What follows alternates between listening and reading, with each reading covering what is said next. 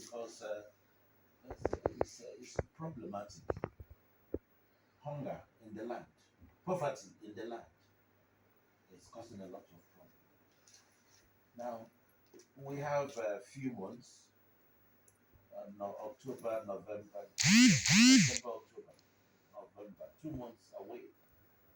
Now, could there be a turnaround apart from advocacy and sensitization? What else could be done to kind of make the youths say, we are not taking your pittance. You cannot lure us with your money. Please, sir. Well, yes, I will still come back to the issue of voter education, issue of sensitization, whether we like it or not. That's very, very important. Critical. I also believe that if the issue of voter education is also sensitization is complemented with other mechanisms, such as, for example, law enforcement. I saw that in recent elections, electoral exercises across the country, some state institutions, especially the anti-corruption agencies, were deployed to monitor and see if there will be cases of vote buying, for example. And across the country, there were reports, that many were arrested. People, who were trying to induce or influence voters, to vote for particular candidates or political parties against the will of the voters. I think if that's done and these offenders, so to speak, are prosecuted and results are seen, it will assure youths, that yes, government is serious with this, and with that kind of frame of mind, they would then say, yeah, yes, we'll vote. Because if anybody tries to weaponize poverty, by doing vote trading, for example, he or she will be arrested and made to face the wrath of the law by the appropriate government agency, and diligent prosecution will be done. Yes, it will encourage the youth to say, now, this is happening, so we'll go and vote. Yes. Yes. Thank you very much, sir. Now, talking about the youths and their compromise, they are compromising their conscience and all that.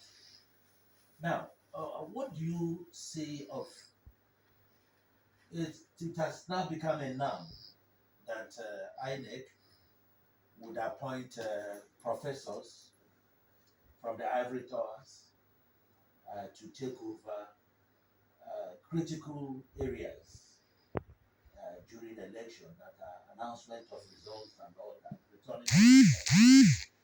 Now, don't you look at that we may getting it we may be getting it right if we now involve the clergy, like bishops, sound religious people. How do you look at that, Doc? Hmm. Very interesting. My reading, of the decision by the election management body to involve categories of persons like professors is because it's due to the level of trust that they put in people within academia. That these are people who work hard in an environment, where the level of compensation is not even high. Yeah. And they work very hard, all the same, and people are able to see. Yeah. In our society today, we say, oh, okay, I'm going to bring a professor, to handle this, as opposed to some other categories in society. We say, okay, people are likely to believe.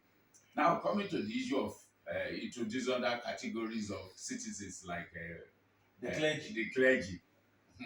I'm You're skeptical about that. I'm skeptical. Yes, clergymen and women are respected in our society. There's no doubt about that, and they deserve the level of respect, that they are accorded, by citizens. But my worry is seeing the way that politicians behave. I hope, they won't begin to drag, the clergy in the mud, before long. Our politicians are very sophisticated. And I imagine that if this category of citizens are brought into it, yes, they will be firm. There's no doubt in my mind about that. They will do things well. For politicians, um, you see, for example, something that happened a few days ago, a judge who's chairing a panel, I think in Kano State, chairing an election petition tribunal, cried out, uh, saying that money was flying about, and that this should be dirty, nobody should come close to her, nobody should collect money on her behalf, and all of that kind of thing. That's